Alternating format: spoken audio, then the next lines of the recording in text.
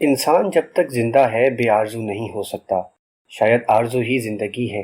ہر انسان صاحب آرزو ہے۔ ہر دل آرزو پیدا کرتا ہے۔ آرزو نہ ہو تو زندگی بے معنی سی ہو کر رہ جائے۔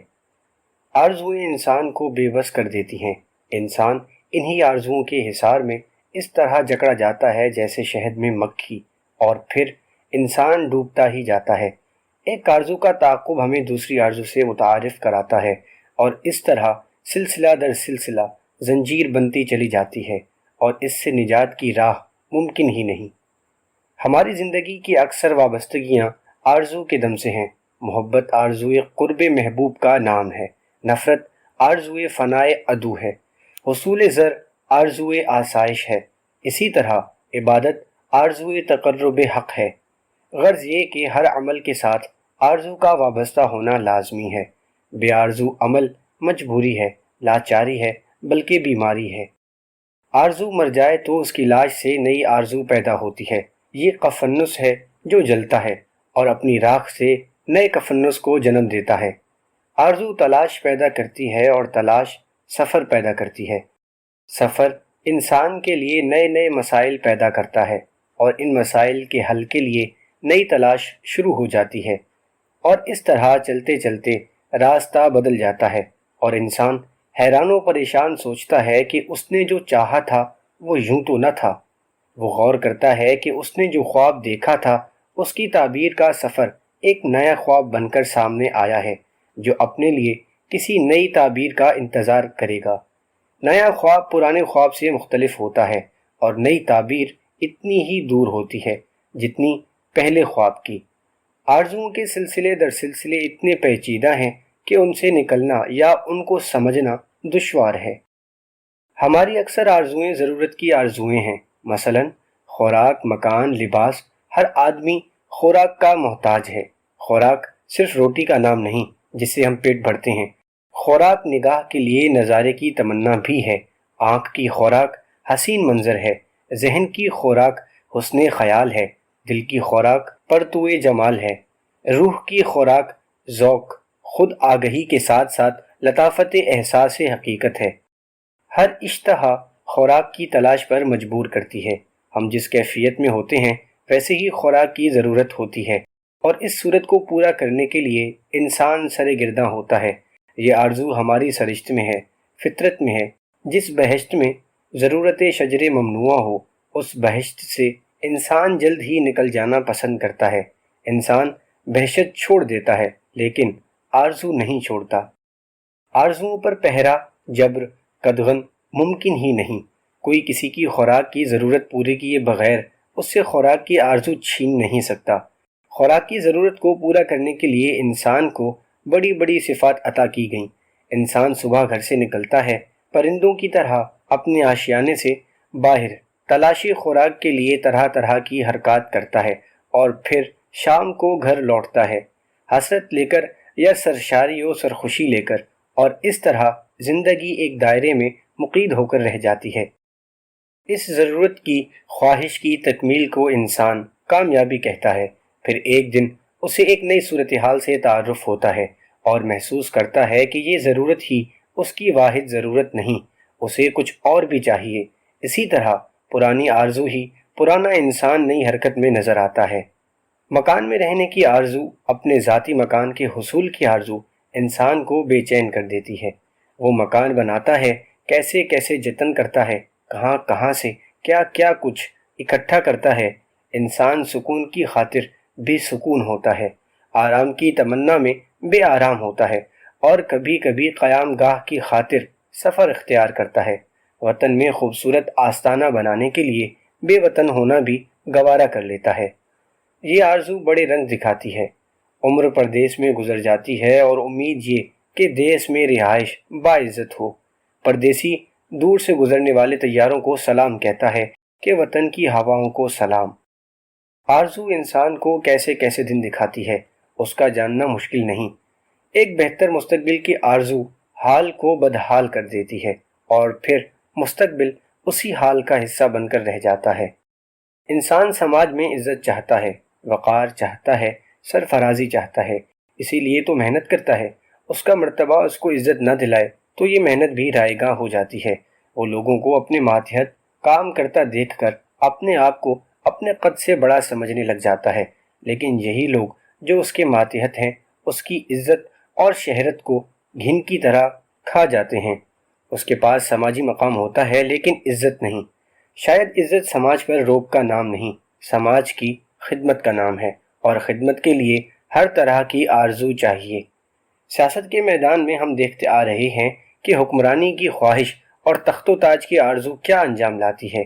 یہ آرزو کہاں کہاں سے گزرتی ہے۔ عزت کی آرزو کوئے ملامت سے بھی گزرتی ہے۔ لوگوں کو مروب کرنے اور متاثر کرنے کی آرزو انسان کو ہلاک کر دیتی ہے، اور وہ نہ لوگوں کو مروب کر سکتا ہے نہ متاثر۔ یہ لوگ بس عجیب لوگ ہیں، جہاں یہ بے فیض فوقیت دیکھتے ہیں بس وہیں سیخ پا ہوتے ہیں۔ ان پر احسان انہیں جتا کر کیا جائے تو بھی یہ ناپسند کرتے ہیں۔ لوگوں کو ممنون کرنا ان پر ظلم کرنا ہے۔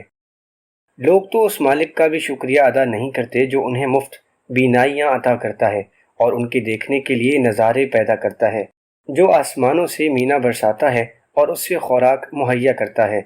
لوگ حصول نعمت کو اپنا حق سمجھتے ہیں اور دینے والے سے تعلق اتنا ہی ہے کہ وہ دیتا چلا جائے اور لوگ لیتے چلے جائیں۔ حصول کی رسید اور شکریہ کی ضرورت نہیں۔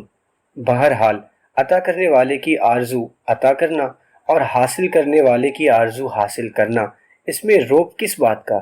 یہی تو انسان اور خدا میں فرق ہے۔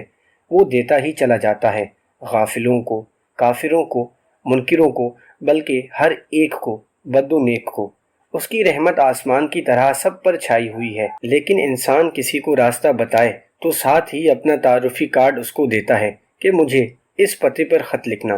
خدا خدا ہے اور انسان انسان۔ انسان کی سب سے بڑی آرزو یہ ہے کہ اسے بہت سے انسان پہچان لیں، اس کے خیال میں شریک ہوں، اس کی صفات کی تعریف کریں، اس کے تشخص کا ادراک کریں، اس کے الفاظ کی قدر کریں، اس کے چہرے کو مشتاق نگاہوں سے دیکھیں، اس کا انتظار کریں، اسے آنسوؤں کے ساتھ الوداع کریں اور اس کی زندگی کو مقدس مانیں، اور مرنے پر اس کے جنازے میں شامل ہوں، اور اس کے جانے کے بعد اس کے دن منائے جائیں، اس کی یادیں زندہ رہیں، اس کے بعد کچھ بھی نہ ہو سوائے اس کی یاد کے۔ اور یہی آرزو بربادی اور تباہی کا باعث ہے، ظلم کا پیش خیمہ ہے۔ انسان اپنی آرزو کے حصول میں یہ بھول جاتا ہے کہ دوسرے انسان بھی آرزو رکھتے ہیں، ایسی ہی آرزو، بالکل ایسی۔ وہ بھی تشخص کی پہچان چاہتے ہیں۔ جلسہ گاہ میں سامعین اپنا مقام رکھتے ہیں، وہ جانتے ہیں کہ وہ نہ ہو تو کوئی مقرر پیدا ہی نہ ہو۔ گرمی یہ بازار دکاندار کے دم سے نہیں، خریدار کے مرہون منت ہے۔ انسان کی آرزو اسے نیکی اور بدی کے راستے دکھاتی ہے۔ تکمیل آرزو کے مراحل بڑے کٹھن ہیں۔ خوش رہنے کی آرزو غم سے آشنا کراتی ہے۔ حاصل کی آرزو محرومیوں کے دامن سے وابستہ کرتی ہے، جیسے کہ آرزو موت کے شکنجے میں لاتی ہے۔ آرزو کا سفر مرگ آرزو تک ہے۔ جو حاصل ہو گیا اس کی تمنا ختم ہو جاتی ہے، اور جو نہ حاصل ہو سکے وہ ایک حسرت ناتمام بن کر دم توڑتی ہے۔ آرزو کا مسافر رکتا نہیں، وہ چلتا رہتا ہے۔ اگر اسے کسی ایسی ہستی سے تعارف ہو جائے جو اس کو اس کی آرزو کا چہرہ دکھا کر اسے آرزو سے بے آرزو کر دے تو یہ بڑے نصیب کی بات ہے۔ آرزو کا طویل سلسلہ انسان کے لیے عذاب سے کم نہیں۔ آرزو کا فسانہ کبھی مکمل نہیں ہو سکتا، کبھی آغاز رہ جاتا ہے، کبھی انجام رہ جاتا ہے۔ بعض اوقات جب ہم اپنی آرزو کو حاصل کرتے ہیں تو محسوس ہوتا ہے کہ یہ تو وہ چیز نہیں جو ہم نے چاہی تھی، ہم نے تو یوں نہ چاہا تھا۔ تمنا اور حاصل میں بڑا فرق ہوتا ہے، خوابوں اور تعبیروں میں بڑے فاصلے ہوتے ہیں۔ زندگی میں ایک وقت ایسا آتا ہے کہ انسان محسوس کرتا ہے جیسے اس کی آرزوئیں اس کا حاصل لا حاصل ہو، اسے ناکام ارادوں پر خوشی سی ہونے لگتی ہے اور کامیاب آرزوؤں کے انجام سے وحشت سی ہونے لگتی ہے۔ کامیاب آرزو گناہ ہو سکتی ہے، لیکن ناکام آرزو کبھی گناہ نہیں ہو سکتی۔ نیکی کی آرزو ناکام ہو تب بھی نیکی ہی ہے، بدی کی آرزو بدی ہے، بدی کا سفر بدی ہے، اور انجام تو خیر بدی ہے ہی صحیح۔ اللہ کا ارشاد ہے کہ عین ممکن ہے کہ انسان ایسی چیز کو پسند کرے جو اس کے لیے نقصان دہ ہو، اور عین ممکن ہے کہ وہ ایسی چیز کو ناپسند کرے جو اس کے لیے مفید ہو۔ لہٰذا یہ ضروری ہے کہ کامیابیوں اور کامرانیوں کی آرزو سے پہلے ان کے انجام اور ان کی عاقبت کے بارے میں کسی جاننے والے سے پوچھ لیا جائے۔ اکثر دیکھا گیا ہے کہ بظاہر کامیاب زندگی ایک ناکام بلکہ عبرتناک انجام سے دوچار ہوتی ہے۔ وہ مسافر جسے گاڑی میں سیٹ نہ ملی اپنے آپ کو بدقسمت سمجھتا ہے، اور جب گاڑی حادثے کا شکار ہوتی ہے تو وہی انسان اپنی خوش نصیبی پر فخر کرتا ہے۔ آرزوؤں کا انجام کے حوالے سے دیکھنا اور پہچاننا ہی باعث رحمت اور باعث عافیت ہے۔ یہ جاننا چاہیے کہ نیک آرزو میں ناکامی بری آرزو میں کامیابی سے بدرجہ بہتر ہے۔ اچھی آرزو میں خوش نصیبی کی ضمانت ہے، لیکن سب سے زیادہ خوش قسمت انسان شاید وہ ہے جو بے نیاز آرزو ہو، جس کی اپنی منشا منشائے ایزدی کے تابع ہو۔